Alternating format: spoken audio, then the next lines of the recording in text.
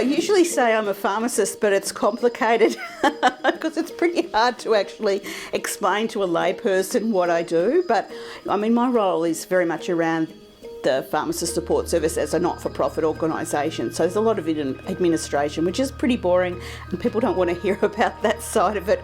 But they do like hearing about the fact that, you know, we try to support any pharmacist who's distressed or stressed and link them up with services.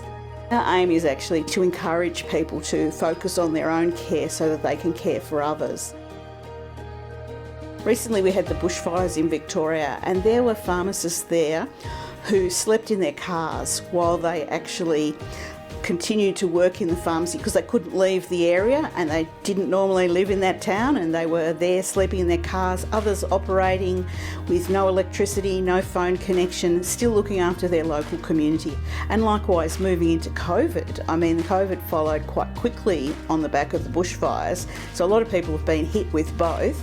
And again, people going above and beyond to make sure that communities or members of the community can still access their medication.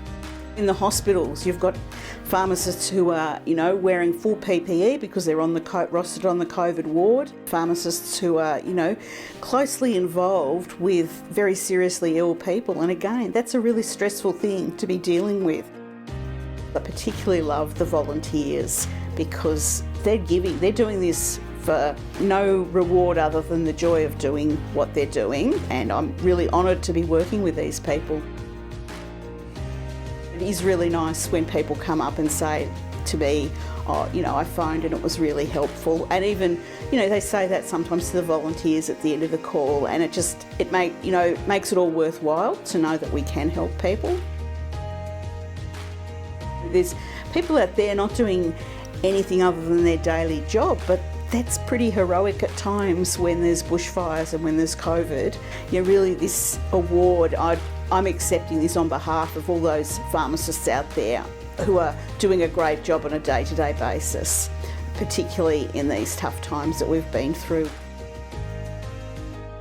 I think my biggest message is look out for each other and be there for each other. Support each other through these difficult times and treat each other with respect.